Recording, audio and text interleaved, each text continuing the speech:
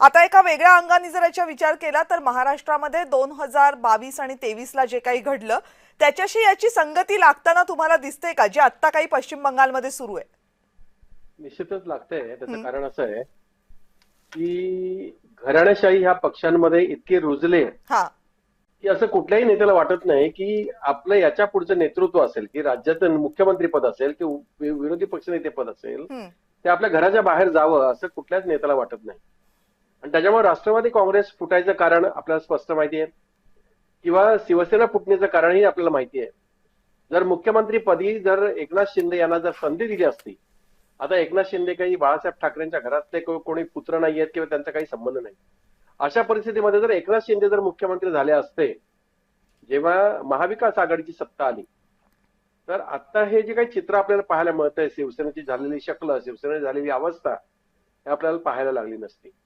किंवा त्याच्यापुढे जाऊन आपण जर पाहिलं की राष्ट्रवादी काँग्रेस पक्षाची जी शक्ल पडली त्याला कारणही तीच होती ओके. की सातत्याने पवार यांच्या घरामध्ये ही नेतृत्वाची फळी तयार होते आणि त्यांच्याकडे हे प्रमुख पद जातं.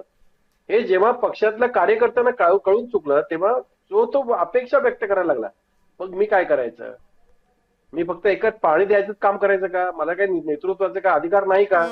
जर मी 3-3, 4-4 टर्म जर निवडून येत असेल तर माझ्याकडे तो जर अधिकार नसेल तर मी पक्षात राहायचं की कुठे जायचं? त्यातही विरोधी पक्षनेते म्हणून आपल्याला जर संधी जर मिळणार असेल तर एक भाग वेगळा होता. पण सत्तेकडे जाण्याची जेव्हा चाहूल लागते त्यावेळेला प्रत्येक माणूस विचार करतो तर सत्तेमध्ये माझा फायदा होणार आहे, मग इथे काही जर मिळणार असेल मग तिथे गेलेलं बरं. हे सगळं आता महाराष्ट्रामध्ये जो पॅटर्न निर्माण झालाय तो आता देशभरामध्ये दिसायला लागला. ओके.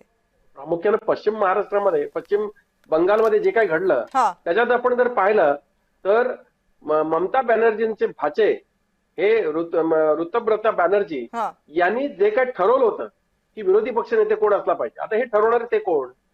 जर 80 मध्ये 83 जर त्यांचे जर आमदार असतील तर 83 आमदारांनी एकत्रित बसून ठरवलं पाहिजे की आपला गटनेता कोण. हे न ठरवता जर त्यांचा भातच जर ठरवत असेल तर निश्चितच त्याच्या बरोबर काम करणाऱ्या कार्यकर्त्यांना, नेत्यांना आपली अपेक्षा जी आहे ती व्यक्त करणं स्वाभाविक आहे. आणि त्यांनी ती ममता बॅनर्जी यांच्याकडे व्यक्त करण्याच्या ऐवजी भारतीय जनता पक्षाने त्यांना सहकार्य केलं आणि त्यांच्या अध्यक्ष जे आहेत रवींद्र बोस यांनी तात्काळ त्यांचं म्हणणं मान्य केलं आणि गट नेता म्हणून त्यांना मान्यता दिली. ओके.